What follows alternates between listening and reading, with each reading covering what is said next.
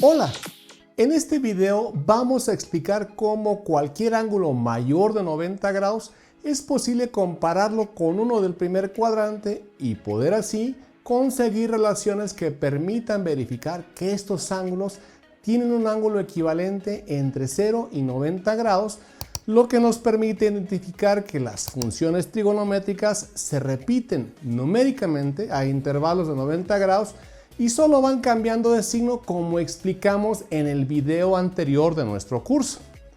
Haremos la fundamentación para las funciones seno, coseno y tangente, ya que las funciones recíprocas siguen el mismo procedimiento. Vamos a hacer uso nuevamente de la circunferencia egonométrica, es decir, aquella que su radio es igual a la unidad y que tiene su centro en el origen de un sistema cartesiano dividido en sus 4 cuadrantes, cada uno de 90 grados.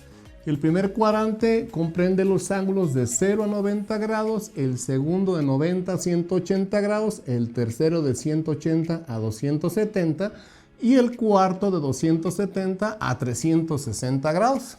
Iniciaremos marcando desde el origen un ángulo cualquiera en el primer cuadrante al que denominaremos alfa. Podemos generalizar las coordenadas del punto de intersección del círculo con la recta como x, y. Ahora construimos el triángulo rectángulo que se genera con el punto. Así, la ordenada y será uno de los catetos y la abscisa x será el otro cateto. Con las funciones trigonométricas que analizamos en el video anterior, podemos recordar que la función seno se define específicamente por la distancia y, es decir, sería precisamente y. El coseno sería la abscisa x y la tangente el cociente de y entre x. Obviamente, como estamos en el primer cuadrante, las tres funciones tienen un signo positivo. Si ahora proyectamos el punto con la misma ordenada y al segundo cuadrante, o sea, que se refleje sobre el eje y, llegaremos a este nuevo punto, cuyas coordenadas serán menos x, y. Podemos deducir que solo cambiaría el signo de la abscisa x, puesto que la distancia horizontal del centro a donde está el punto original y del centro al nuevo punto es la misma, solamente con un signo negativo, y obviamente la ordenada no cambia. Resulta claro que también por simetría podemos reflejar el ángulo alfa del primer cuadrante a esta nueva posición, lo que lo convierte en ángulo suplementario de este otro ángulo medido desde el origen del semieje positivo de las abscisas, así que podemos reflejar el valor de este ángulo como 180 grados menos el valor de alfa.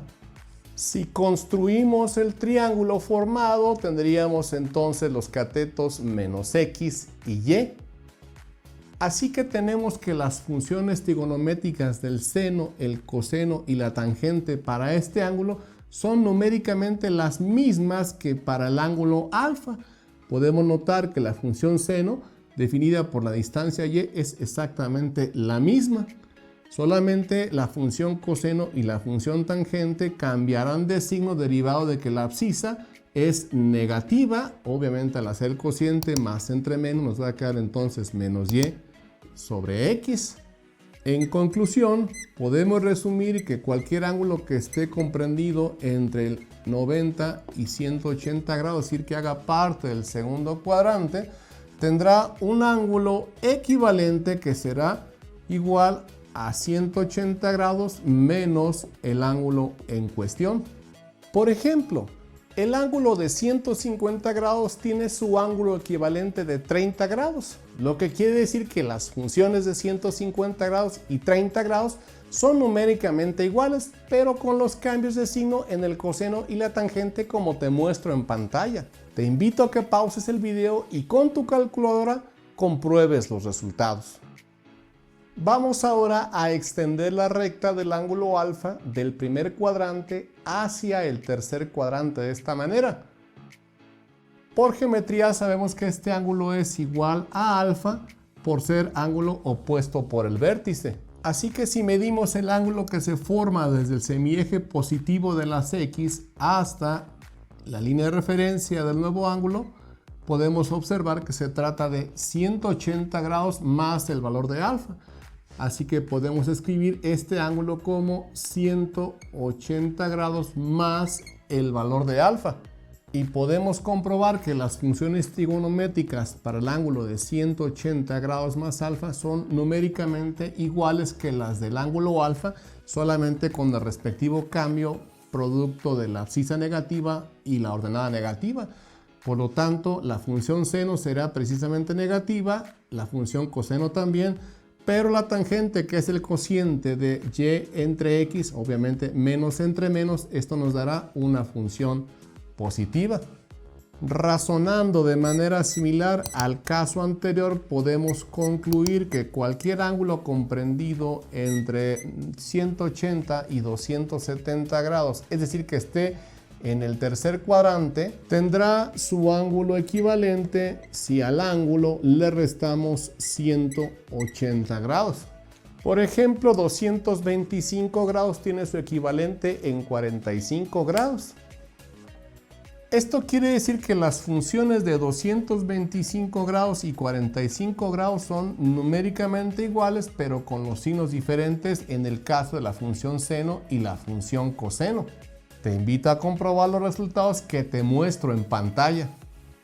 Si ahora reflejamos el punto P sobre el eje X, tendremos un nuevo punto que tendrá la misma abscisa X, pero la ordenada Y tendrá un signo negativo. Sus coordenadas serán x, menos y. Por esa misma reflexión podemos concluir que este ángulo también será igual que el ángulo alfa. Por lo que podemos escribir el ángulo descrito desde el semieje positivo de las abscisas hasta este nuevo punto como el total de 360 grados menos el ángulo alfa. Y las funciones de seno, coseno y tangente para este ángulo serán numéricamente las mismas que las del ángulo alfa, solamente con el respectivo cambio de signo en el caso de la ordenada y. La abscisa es la misma y la tangente, por supuesto, que vuelve a quedar negativa, menos entre más, menos.